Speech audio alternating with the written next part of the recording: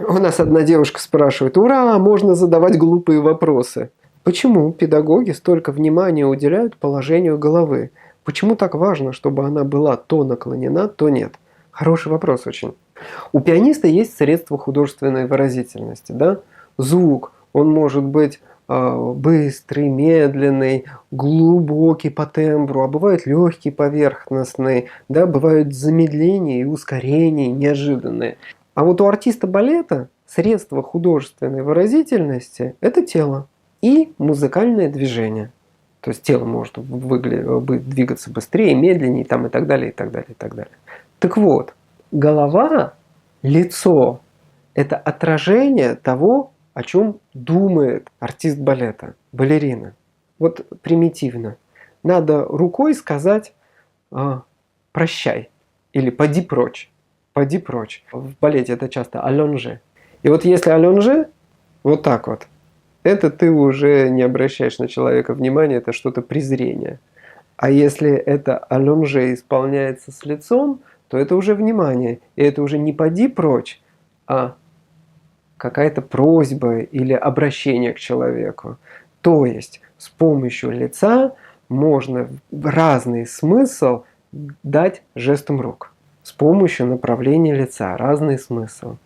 И в балете с технической точки зрения сочетание кисти и сочетание лица, оно очень важно.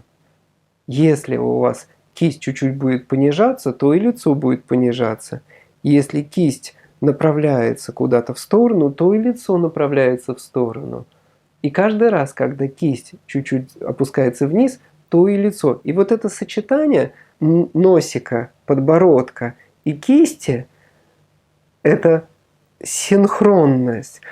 Она и есть очень важное средство художественной выразительности. У головы, у положения головы, вообще положения головы, они, наверное, в общем-то бесконечны. Почти, наверное, бесконечны. Как минимум мы используем 3 разных параллели полу. То есть первая параллель полу, абсолютно. Потом по диагональке вниз и по диагональке наверх. В каждой этой линии горизонта голова может наклонена на одно ушко и на другое ушко. Соответственно, да, когда мы поворачиваем голову в сторону, мы можем ее наклонить на одно ушко и на другое ушко. В любой точке. И, соответственно, когда мы голову чуть-чуть поднимаем на одно ушко и на другое ушко. И получается фактически бесконечное число этих ракурсов и наклонов головы. И чем лучше ученица, исполнительница владеет положением головы, тем богаче становится ее танец. Поэтому вопрос о том, почему педагоги уделяют такое внимание положению головы, потому что иначе это были бы роботы с планеты Железяка. У меня ученицы очень часто, да, причем интересно здесь, вот уже не отвечая на вопрос, а дальше, урок идет.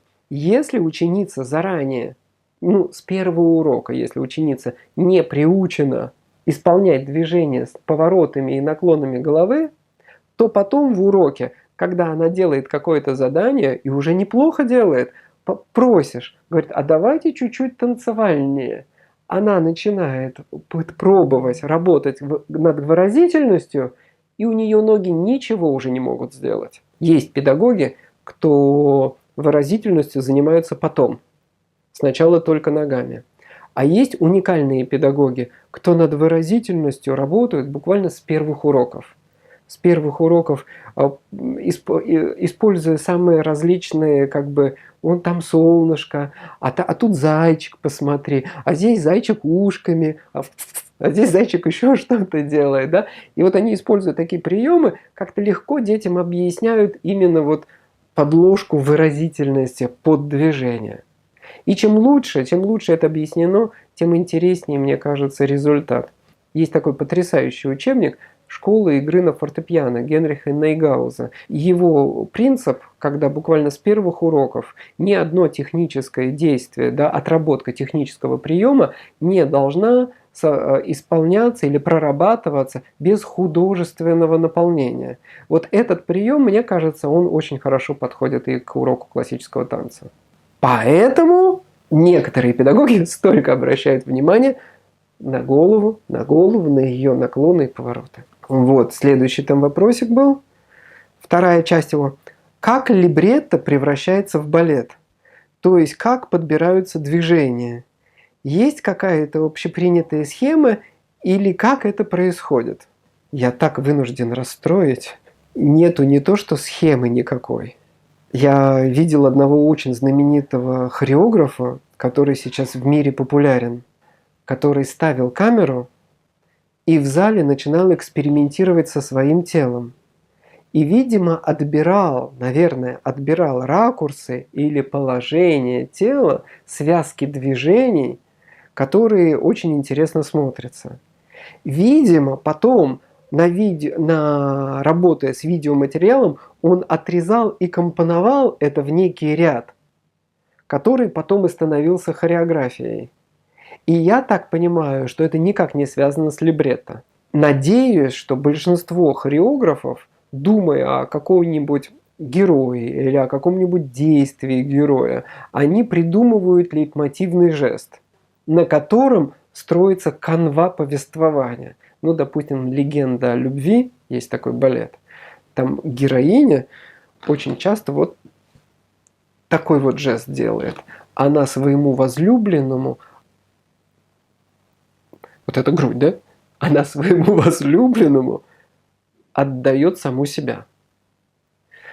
У возлюбленного тоже, кстати, интересный жест есть, где просматривается в балете. Но я не могу сейчас его показать, он где-то там чуть-чуть ниже пояса, тоже забавный. Но это лучшие хореографы. И хорошо было бы, если бы все хореографы так делали. Потому что в современном мире я, конечно, очень часто вижу, где просто люди придумывают какие-то fancy-looking steps, и потом их выдают за что-то такое оригинальное, за свой хореографический язык. Либретто – это история. Либретто – это история, которая написана на бумаге, как бы пересказ. Вот эта краткая история, допустим, если он плохой герой, то там он, может быть, руки держит как-то. Мыши в щелкунчике. Знаешь, мыши в щелкунчике, у них основной жест вот такие.